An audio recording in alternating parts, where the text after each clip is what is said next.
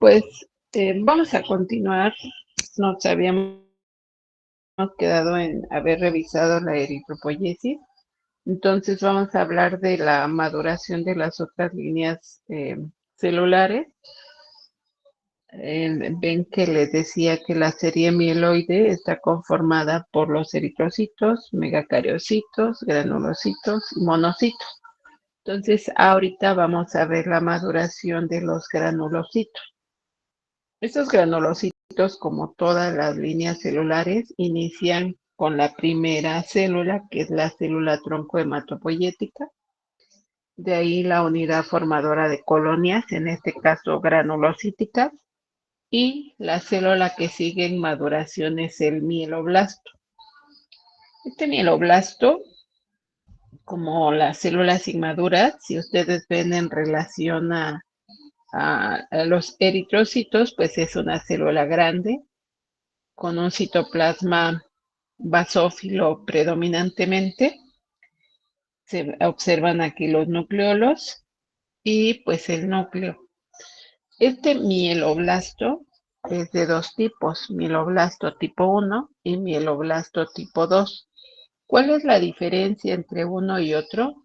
Acá, si ustedes observan, pues no se aprecia ningún gránulo, solamente lo que es el citoplasma, al igual que este mieloblasto. El citoplasma basófilo predominantemente, el núcleo con sus nucleolos, pero antes de ser promielocito, estos gránulos que se ven acá, aquí ya se ven como más intensos. Me regreso tantito. Acá, cuando es mieloblasto, en estos dos ejemplos no se ven. Y esa es la diferencia. El mieloblasto tipo 1 es como el que se observa y el tipo 2 se aprecian unos pequeños gránulos azurófilos. Si ustedes recuerdan, lo azurófilo es como un violeta rojizo, como un violeta de color muy intenso. Esa es la diferencia. Pero esa diferencia no es solo ver gránulos. Entre el mieloblasto tipo 1 y el mieloblasto tipo 2, en el que en el tipo 2 ya se aprecian gránulos, esos gránulos representan la síntesis de proteínas. Entonces, por eso en el mieloblasto tipo 1 no se logran apreciar, no quiere decir que no estén, no se logran apreciar. Y en el tipo 2 sí, donde ya la síntesis proteica, en este caso de los granulocitos, se está llevando a cabo eh, pues con más intensidad. Y por eso, cuando ese mieloblasto se convierte en promielocito, que es la siguiente etapa, estos gránulos azurófilos ya se ven más tal cual, en esta tonalidad violeta rojiza o podríamos decirle también un violeta intenso. Eso es lo que se le dice azurófilo y eso representa síntesis proteica. Acá este promielocito, el núcleo se va haciendo hacia uno de los extremos, ya sea arriba o un lado, hacia uno de los extremos de la célula. Este es un promielocito. Ese promielocito, les decía, pues el núcleo puede estar como en esta célula al centro casi, puede estar a la izquierda, puede estar a la derecha. Las células pues no son iguales y por eso este sigue siendo promielocito, pero se están observando los gránulos azurófilos. Aquí hay un eritroblasto, si ustedes ven. Este eritroblasto, por el color del citoplasma, que se ve no de un solo color, sino una combinación, es que le llamamos eritroblasto policromatófilo. Entonces, este promielocito, les decía, el núcleo se va haciendo generalmente hacia la izquierda o hacia la derecha. Algunas veces, como este ejemplo, queda como transverso. No es común que quede así, pero la mayoría, me regreso tantito, se va haciendo así el núcleo hacia uno de los polos, digamos. Este promielocito, su siguiente etapa de maduración es un mielocito. Este mielocito se diferencia porque aquí siguen estando los gránulos azurófilos, pero ahora hay estos gránulos azurófilos, perdón, también se les llama gránulos primarios.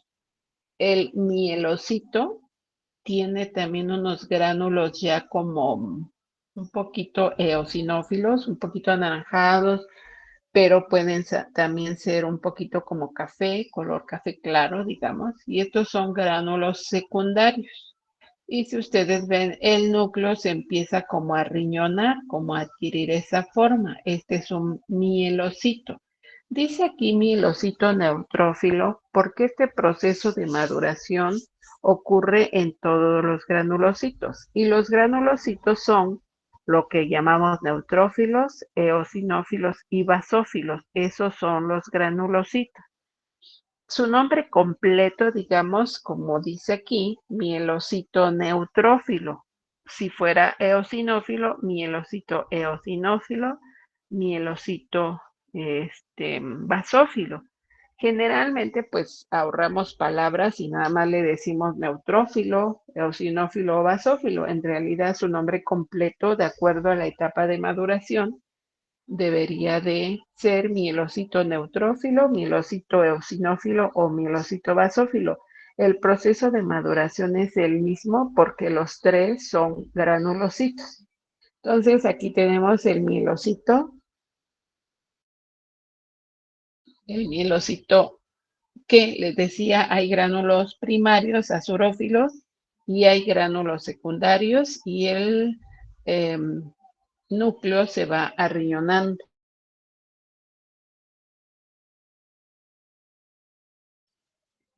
Aquí está otro mielocito neutrófilo, como les decía, pues el núcleo puede estar hacia la derecha, puede estar a la izquierda propiamente, puede estar como acá un poco oblicuo, pero por el citoplasma basófilo, los gránulos azurófilos primarios, los gránulos secundarios, el núcleo que se va protruyendo hacia un extremo, es que sabemos que es un mielocito.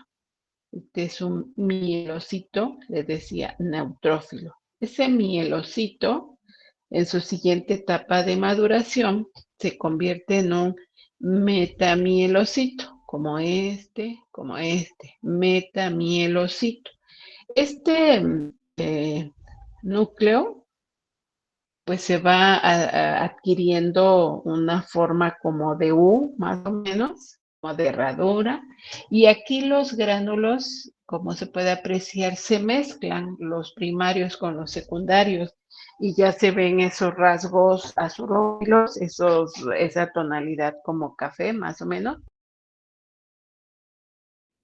Este es un metamielocito neutrófilo, se va haciendo más arriñonado el núcleo, metamielocito. Y luego ya se convierte en banda. Banda es propiamente como si fuera una U, como si fuera una herradura, aunque también podría tener el núcleo de esta forma. ¿Cómo sabemos que sigue siendo banda? Porque el núcleo, todo el cuerpo, digamos, del núcleo, se ve continuo. Acá pues no se ve, me adelanto tantito y ahorita me regreso tantito, como este, ¿no?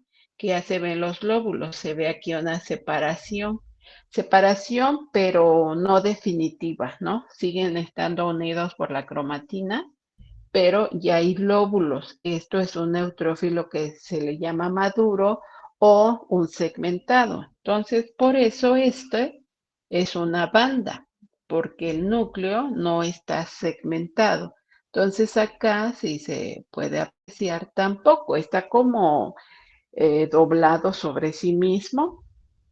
Esta es una banda o un neutrófilo en banda o una banda neutrófila y el núcleo pues ya se ve propiamente en esa tonalidad morada, lila, por eso es neutrófilo. Los gránulos también ya se ven neutrófilos, lilas, digamos, moraditos.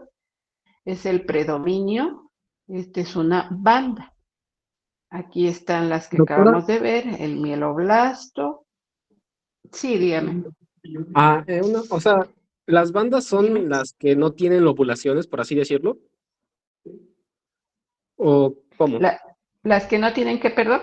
Lobulaciones.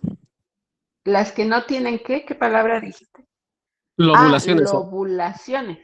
Ujú. Eso, ajá, sí. A ver, me adelanto. Como les decía, este es un lóbulo. Son como segmentos, pero no están separados esos segmentos porque están unidos aquí, aquí. Estos hilitos son cromatina. Entonces, la cromatina es el ADN enrollado o desenrollado, esa es la cromatina. Entonces, estos lóbulos o segmentos, por eso les decía, el neutrófilo maduro se llama así o se llama segmentado neutrófilo en este caso, o segmentado basófilo o segmentado eosinófilo. Como les decía, las tres células se segmentan o como dice el compañero, se divide en esos lóbulos en promedio de 2 a 5, que la mayoría de las veces tienen 3, como este, a veces tienen 5, a veces tienen 4 lóbulos. Por eso es un segmentado que ya es la célula madura. Entonces me regreso a la banda. La banda no está segmentado. El núcleo es uno solo, pero ya con esa forma, les decía, como de herradura, como de U, o una forma no como tal, pero que no se aprecia esos segmentos, esos lóbulos, y por eso sigue siendo una banda. Es neutrófilo porque en el citoplasma los gránulos son neutrófilos. Por eso sabemos desde el punto de vista morfológico que es una banda neutrófila o un neutrófilo en banda, porque si fuera basófilo, ahorita vamos a ver, o si fuera basófilo, ahorita vamos a ver la diferencia. Este es las etapas de maduración, como les decía, son las mismas, tanto para el neutrófilo, eosinófilo y basófilo. Su función, pues definitivamente es diferente. El neutrófilo, o bueno, antes de eso, aquí tenemos entonces el resumen, les decía, el mieloblasto, promielocito, mielocito, metamielocito, y aquí ya el segmentado neutrófilo, que les decía, lo conocemos como más comúnmente como neutrófilo, nada más. Su nombre completo debería ser, o es, mejor dicho, un segmentado neutrófilo, o como dice acá, un neutrófilo maduro. En esta célula, pues ya se aprecian los tres lóbulos, los en el citoplasma, los gránulos neutrófilos tal cual. Acá los gránulos se ven neutrófilos. El citoplasma es el que se ve un poquito diferente la tonalidad, pero pues recuerden que las células no todas son iguales, pero los gránulos sí son neutrófilos. Este tiene 4 lóbulos, sigue siendo un segmento neutrófilo o un neutrófilo maduro. Este también tiene 4 lóbulos.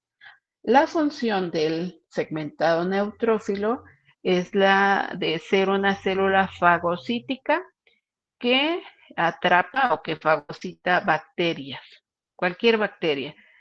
Por eso, en la siguiente que vamos a ver lo que es la biometría hemática, pues vamos a empezar a interpretar cómo podemos nosotros eh, empezar el diagnóstico, ¿no? Pues este paciente tiene una infección viral o tiene una infección bacteriana, tiene una infección parasitaria, puede ser una reacción alérgica, es lo que vamos a ver en la próxima. Entonces, este es un neutrófilo maduro o un segmentado neutrófilo. Este tiene 3 lóbulos, este tiene 1, 2, 3, 1, 2, 3, 4. 1, 2, 3. Les decía, pues las células no todas se ven iguales, pero pues debemos de observar los lóbulos, debemos observar los gránulos neutrófilos y por eso son segmentados neutrófilos, neutrófilos maduros o neutrófilos nada más como la mayoría de las veces se les llama. Acá si ustedes aprecian bien, aquí hay una división, por eso son dos lóbulos, es un segmentado neutrófilo. Aquí se ve más claro, 1, 2, 3, 4 lóbulos. Este tiene 4 lóbulos, este tiene 2 lóbulos y este no tiene. Podría pensarse que fuera una banda, pero si ustedes ven, los gránulos azurófilos no son como tal, tampoco son gránulos neutrófilos, entonces por eso este es un monocito que vamos a ver más adelante. Generalmente, cuando nosotros vemos un campo, a la hora que pones el microscopio, que acomodas tu portaobjetos, ese es un campo. La mayoría, lo que normalmente observamos es esta relación, una mayor cantidad de eritrocitos, porque pues en los valores de referencia hay millones de eritrocitos por microlitro, a diferencia de los leucocitos totales. Recuerden que los leucocitos totales incluyen los neutrófilos, basófilos, eosinófilos y los linfocitos. Desde el punto de vista de una BH, funcionalmente no, pero en una BH los linfocitos están incluidos en los leucocitos.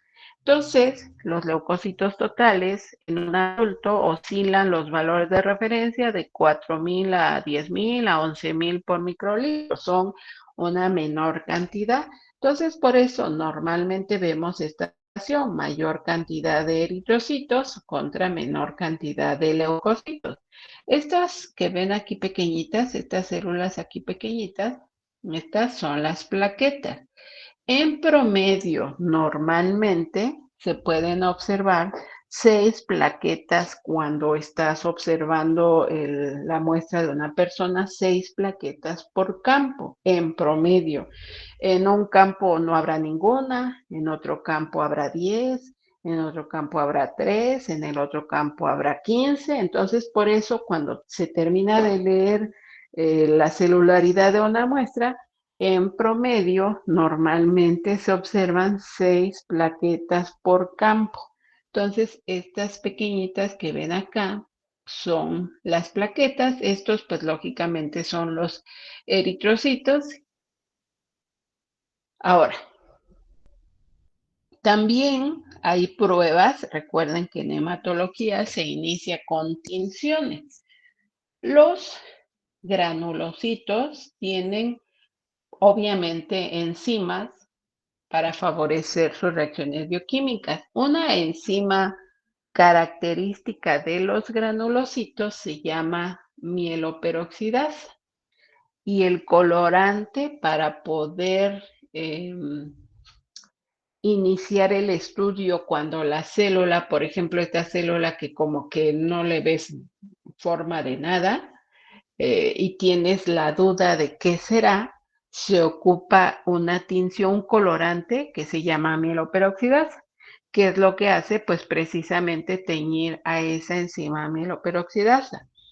Esa enzima de los granulocitos, cuando ocupas el colorante, en el mieloblasto generalmente no da un resultado, digamos, confiable.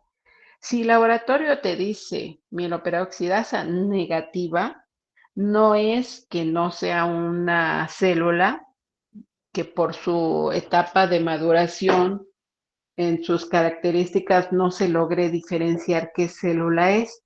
Y si se le aplica mieloperoxidasa, la tinción, el colorante, para comprobar o descartar, si el laboratorio te dice negativa, no lo descarta porque la mieloperoxidasa como enzima es una enzima, les decía, que es característica de los granulocitos, pero que en etapas muy inmaduras como es el mieloblasto puede no apreciarse. Cuando el laboratorio te dice mieloperoxidasa positiva, esa sí te sirve. Eso quiere decir que una célula como esta, que no le ves cara de nada, le aplicas mieloperoxidasa y te da esta apariencia es que es mieloperoxidasa positivo. Aquí ya se ve 1, 2, 3 lóbulos. Acá no se ve nada, aquí ya se ven 3 lóbulos. La prueba, el colorante mieloperoxidasa positiva, te dice que esa célula que morfológicamente no le puedes identificar qué es en las primeras pruebas que se hacen, es de la serie granulocítica. Acá pues ya se ven los lóbulos, pero puede que solamente se vea, por ejemplo, como esta, ¿no? Ajá, sí, pero yo sigo sin saber en qué etapa está.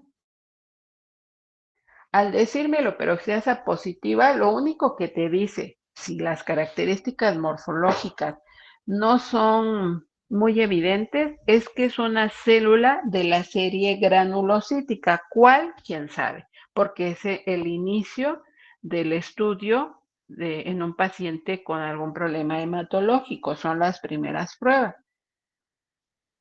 Esta es también la representación de lo que hacen los neutrófilos. Obviamente es una célula con su núcleo que tiene algunos organelos como son lisosomas y que cuando hay una bacteria en los tejidos, la mayoría de las veces las infecciones bacterianas inician en los tejidos. Claro que, por ejemplo, un paciente, ¿qué será? Con una fractura expuesta, se cayó del primer piso, lo atropellaron en un accidente automovilístico, algún trauma, y tiene una fractura expuesta, obviamente, pues ya si el pavimento, si la tierra, si en el campo, si estaba jugando fútbol, lo que sea, pues obviamente ahí va a haber un montón de microorganismos, ¿verdad? Entonces, este paciente, pues al tener una fractura expuesta, pues también el riesgo de una septicemia es altísimo, por supuesto, que la bacteria llegue directamente a sangre porque tiene una fractura expuesta, tiene una hemorragia. Entonces sí, pero la mayoría de las veces los procesos infecciosos inician en tejido. Entonces el neutrófilo como célula sanguínea tiene que salir al tejido para realizar el proceso de fagocitosis, de endocitar a esa bacteria, pues precisamente para primero atraparla y después eliminarla. Entonces, esta imagen es lo que nos va a hacer ver, ¿no? Cómo el neutrófilo realiza ese proceso de fagocitosis, perdón, perdón, y atrapa a la bacteria con sus gránulos, la envuelve para eliminarla y pues ya queda fuera de combate esa bacteria. Hay un problema que el neutrófilo, como ya salió de la circulación sanguínea hacia el tejido, pues no puede regresar. Entonces, pues muere junto con la bacteria. Por eso es que cuando inicia un proceso infeccioso, lógicamente al salir los neutrófilos y depende el cuadro clínico del paciente, un proceso infeccioso leve, moderado o severo, depende, pues es la cantidad de neutrófilos que tienen que salir a tejido. Obviamente la médula ósea, que es la que realiza el proceso de granulopoiesis, de hematopoiesis en general, pues tiene que, digámoslo así, reponer esos neutrófilos que están saliendo a tejido y mientras la médula ósea no tenga ningún problema, tiene la capacidad de aumentar su proceso de hematopoiesis hasta 7 veces. Por eso, cuando el paciente inicia con un proceso infeccioso, probablemente, porque si hay neutrofilia, o sea, un aumento en los neutrófilos, nos está sugiriendo que el proceso infeccioso sea de origen bacteriano, pero no sabemos qué bacteria, por eso es que no podemos decir con toda certeza. Decimos probablemente de origen bacteriano. Hasta que tengamos el nombre de la bacteria es que podemos decir es de origen bacteriano. La VH con la neutrofilia, el aumento de neutrófilos, nos dice este paciente lo más seguro es que tenga un proceso infeccioso de origen bacteriano. Entonces les decía, la médula ósea pues puede producir hasta 7 veces más neutrófilos y por eso el paciente con un proceso infeccioso agudo aumentan los leucocitos, tiene leucocitosis, aumentan los neutrófilos, tiene neutrofilia.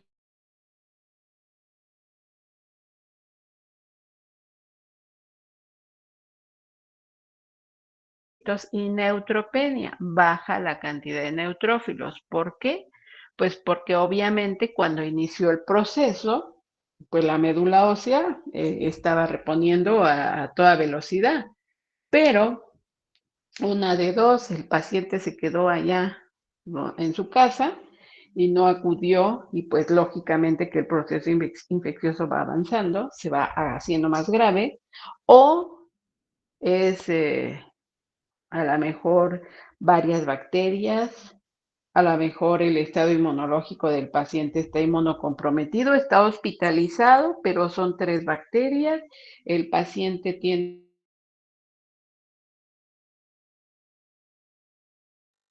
la evolución del paciente ha sido tórpida, no va bien, no va bien, y entonces la médula ósea pues llega el momento en que empieza a verse rebasada su capacidad de producción, en este caso de neutrófilos, y por eso el paciente, una de dos, lo tenemos internado o lo estamos evaluando, no habíamos visto todavía datos de un proceso infeccioso muy grave y por eso no lo internamos, pero inició con leucocitosis, neutrofilia y hoy tiene leucopenia, neutropenia.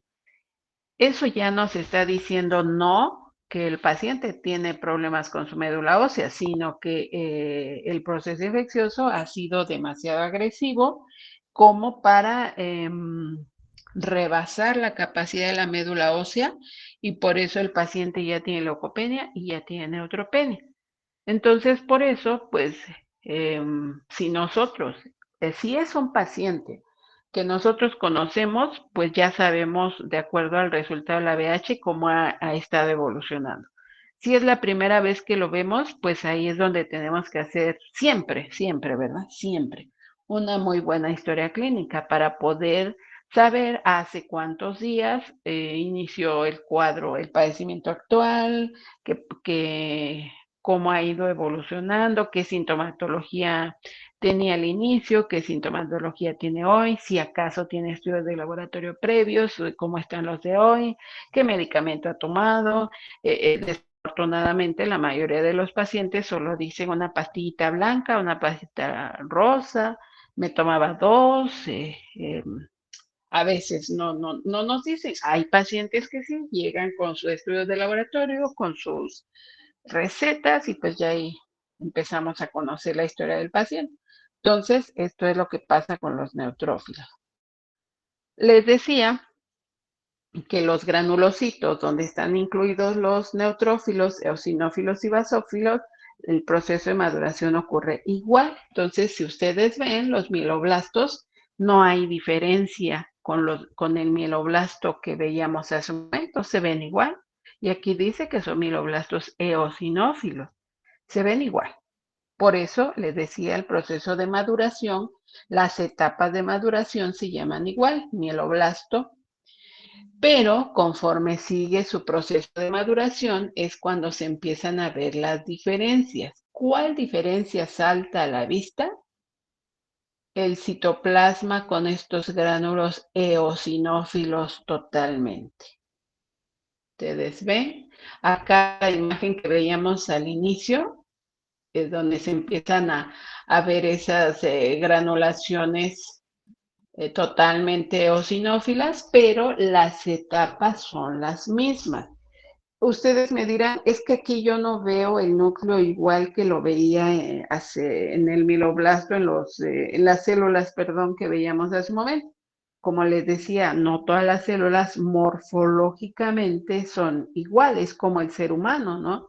Habemos unos más chaparritos, unos más altos, unos más delgados, otros más gorditos, y somos seres humanos. Entonces, las células también no son exactamente iguales todas, pero nosotros por eso empezamos a ver características que nos dicen, ah, pues es tal célula. Y por eso este proceso de maduración de eosinófilos nos queda ya más clara aquí en la C, en la D, pero en la A, si ustedes ven aquí intercalados estas tonalidades eosinófilas, desde ahí ya se empiezan a ver acá. Entonces, esa es como se ven, pero déjenme tantito, permítame, ahorita me regreso. Permítame, ajá. Aquí está el metamielocito eosinófilo, totalmente eosinófilo, valga la expresión, segmentado, dos lóbulos con el citoplasma eosinófilo. Y es cuando nos damos cuenta precisamente pues que es un eosinófilo. ¿Cuál es la función del eosinófilo? Actuar en procesos infecciosos parasitarios o también en reacciones de hipersensibilidad. Es cuando podemos encontrar aumento en los eosinófilos o segmentados eosinófilos o eosinófilos segmentado, que sería el nombre más completo. Entonces, así se ve un eosinófilo y luego otro eosinófilo. Y luego dice mieloblasto basófilo, pues básicamente se ve igual, aunque aquí tiene algunas vacuolas. Esto blanquito son vacuolas. Pero si ustedes ven, pues estos gránulos se ven azul, como azul marino, tal vez podría yo decirle. Y es cuando aparece este tipo de gránulos que ya sabemos que la célula es un basófilo. En la etapa de maduración en la que esté, pero es un basófilo. ¿Qué función tienen los basófilos? Así una función muy definida no hay. No es tan exacta como el neutrófilo fagocita. El eosinófilo con sus gránulos también destruye a los parásitos. No es tan, pero lo que sí, cuando hay un proceso inflamatorio, aumentan. Ahora, cuando hay un proceso infeccioso, sabemos desde el punto de vista inmunológico que una reacción de protección es la inflamación. Entonces, si hay un proceso infeccioso y hay vasofilia, donde aumentaron los basófilos, pues la entendemos. Pero también puede ser que haya una patología donde esté involucrada una reacción inflamatoria, por ejemplo, artritis reumatoide, por ejemplo, donde pudiéramos encontrar vasofilia y no ser un proceso infeccioso. Por eso insisto, debemos de hacer una muy buena historia clínica. Obviamente, tal vez ustedes, algunos me digan, ah, bueno, pero la artritis reumatoide luego se ve. Bueno, ojalá luego la vean siempre. Por eso, definitivamente la historia clínica es básica. Entonces, así se ven los basófilos y les decía, pues aquí se visualiza un lóbulo, otro lóbulo, otro lóbulo.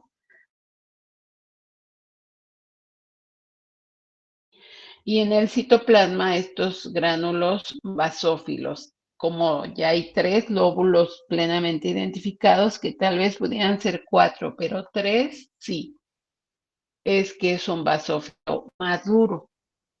Entonces, les decía, el basófilo pues va a aumentar la cantidad, que es lo que le llamamos basofilia, en un proceso inflamatorio.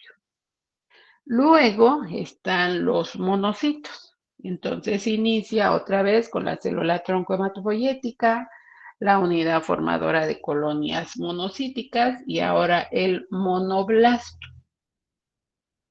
célula grande, que también, si ustedes se fijan, no hay mucha diferencia con un mieloblasto, así que yo les pudiera decir por tal característica. Sí, es importante que, si ustedes recuerdan, los mieloblastos tienen varios nucleolos más pequeños que este monoblasto. Aquí los nucleolos son más grandes, pero aquí ya no se ven tan grandes. Entonces, por eso es que estas imágenes son de médula ósea. Morfológicamente, hay ocasiones que no es suficiente observar las características morfológicas para decir de qué célula hablamos. Por eso están los demás colorantes que se utilizan. Les mencionaba yo hace un momento la mieloperoxidasa.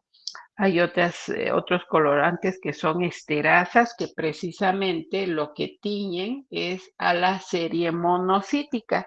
De repente, morfológicamente, no se sabe qué célula es. Esta, por ejemplo, que su citoplasma es muy irregular. Entonces, con esas esterazas, que son tinciones, son colorantes, pasa lo mismo que con la piloperoxidasa. Si es positiva, te dice que es una célula monocítica. ¿Cuál? A lo mejor en este momento no sabemos. Si es negativa, no lo descarta. Entonces, por eso, insisto, son, eh, ¿cómo les diría? El inicio de un estudio. Cuando veamos leucemias, vamos a ir viendo el protocolo y vamos a ir viendo después de este paso, desde el punto de vista para establecer el diagnóstico que sigue. Si llevamos un orden, siempre, si llevamos un orden, es más fácil obtener un diagnóstico X, ya sea de leucemia, ya sea de algún tipo de anemia que ya vamos a empezar a ver, ya sea de un proceso infeccioso de origen bacteriano, parasitario, etc.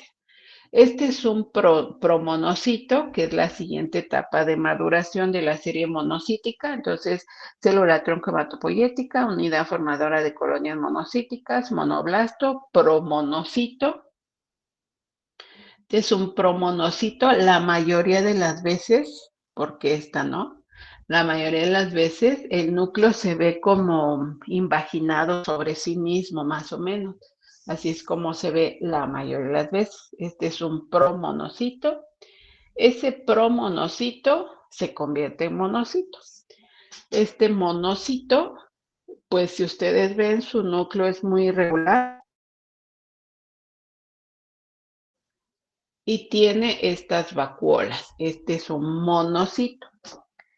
Este monocito es una célula sanguínea, pero que todavía tiene una siguiente etapa de maduración que ocurre en tejido.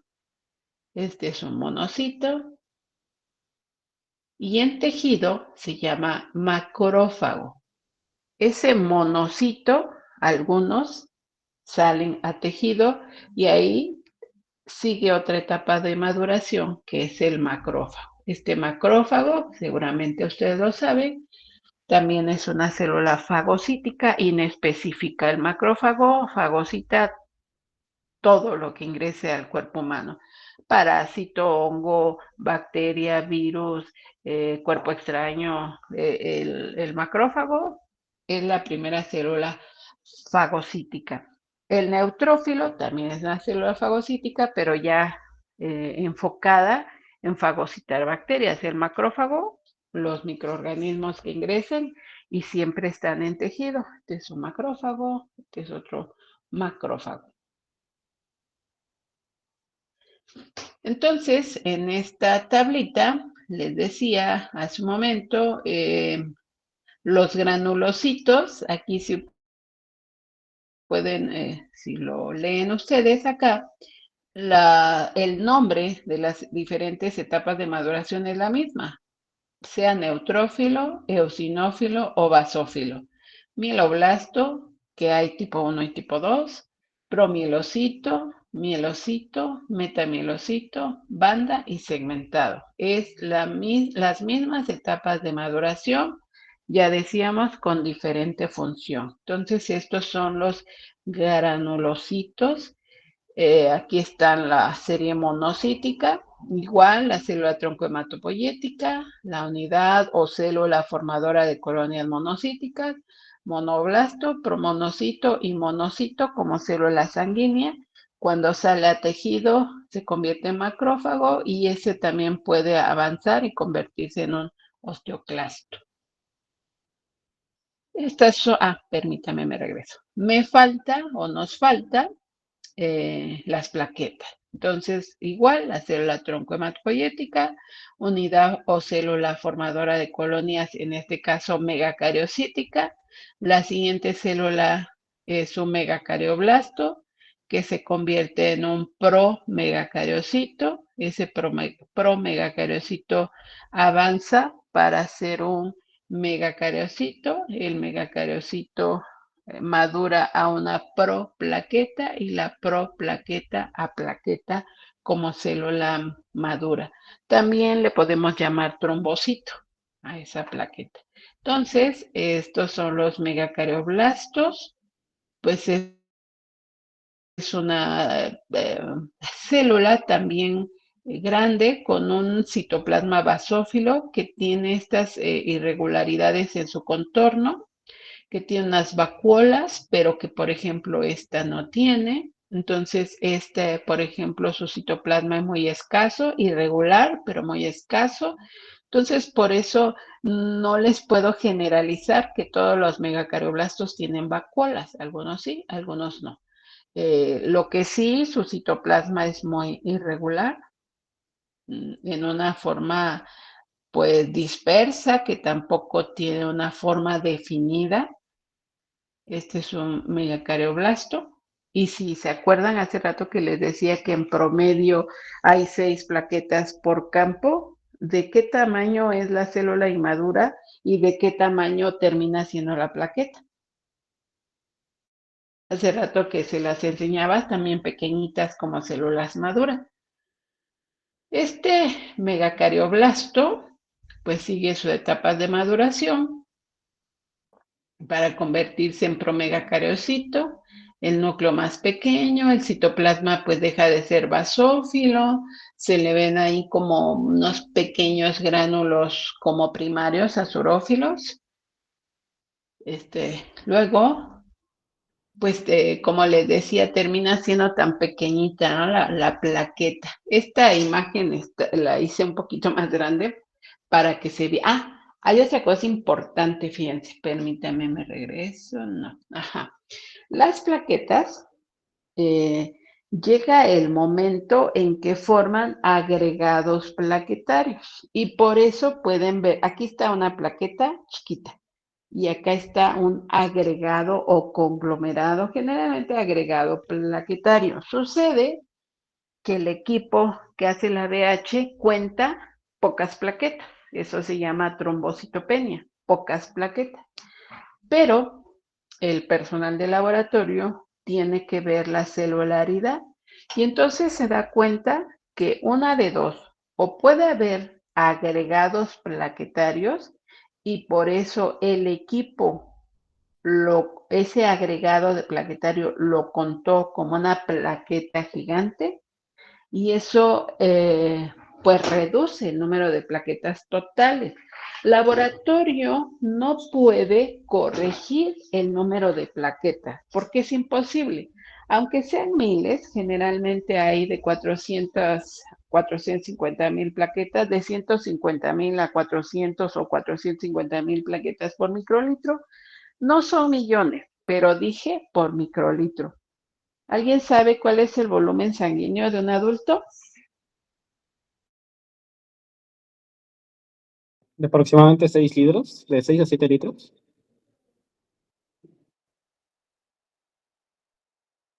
Pues depende del peso, el peso ideal. Entonces, promedio 8% del peso ideal, porque si pesa 180 kilos no tiene mucha sangre, nada más tiene mucha grasa. Entonces, 8% del peso corporal ideal. 8% que sí oscila entre 5, 6, 7 litros, pues ya es como un poco elevado, pero puede ser. Bueno, vamos a suponer 6 litros. Entonces hay 450,000 plaquetas por microlitro. Imposible que alguien pueda contar las plaquetas. Entonces, por eso, de manera manual. Entonces, por eso, laboratorio, por ejemplo, el equipo dice, si yo les decía que 150,000 plaquetas promedio es lo mínimo, y si el equipo leyó 80,000 plaquetas, por ejemplo, y cuando la persona del laboratorio observó la celularidad y se dio cuenta que había agregados plaquetarios, por eso es que el equipo contó pocas. En realidad no son pocas, pero no les va a decir son 150,000. No, lo que les puede decir es que no existe trombocitopenia, por ejemplo, ¿no? No existe trombocitopenia verificada por lectura de diferencial, por ejemplo, pero no les puede corregir. Sería muy atrevida la persona que les dijera, no, no son 80,000, son 120,000. O sea, ¿cómo? Sería muy atrevido, muy arriesgado. Entonces, por eso el laboratorio, fíjese que conforme pasan los años, uno se hace más o menos atrevido. Hace 20 años, yo trabajo en laboratorio desde hace 20 años, sí le poníamos 160,000 plaquetas así. Qué atrevidos éramos. O sea, ¿cómo? No. Sí, cuando lees el diferencial te das cuenta que no hay trombocitopenia, que en realidad hay agregados plaquetarios y entonces son varias plaquetas que están formando ese agregado plaquetario y no son 80,000, pero no puedes decir cantidad. Entonces, por eso en las observaciones se puede decir las palabras que cada quien pueda utilizar. Se descarta trombocitopenia por lectura de diferencial, por ejemplo, pero si tú vas al laboratorio y le preguntas, bueno, pero ¿cuántas plaquetas tiene? No lo hagan, porque se van a ver que no tienen la menor idea de lo que están diciendo. No se puede. Son 2:56. Mañana vamos, ay, mañana, bueno, no sé, ¿pueden mañana para que yo reponga una de las clases que no di? ¿Pueden mañana? Mañana vemos la maduración linfoide. Jefas de grupo, ¿pueden mañana? Bueno, no las comprometo, ahí me avisan si pueden. Al ratito, no muy al ratito. Esa es una. La otra, este, creo que ya saben que están pidiendo el sílabus, que es la descripción del programa por fechas. La verdad, pues no lo he hecho porque pues no he podido, pero lo pretendo hacer pues entre hoy y mañana.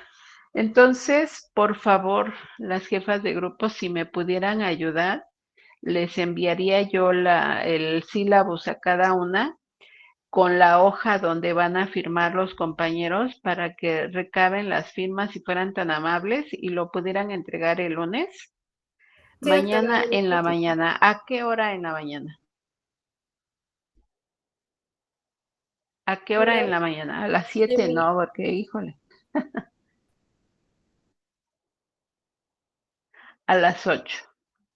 Las dos jefas de grupo, ¿a las 8 pueden? Ah, mire, el otro grupo después de las 9. ¿A las 10 pueden los dos grupos? A las 10. Bueno, sale. Ajá. Sí, que Jacqueline dice que sí y Brisa que dice que sí, entonces sí. Entonces mañana nos vemos a las 10, por favor, y vemos esto de la maduración linfoide.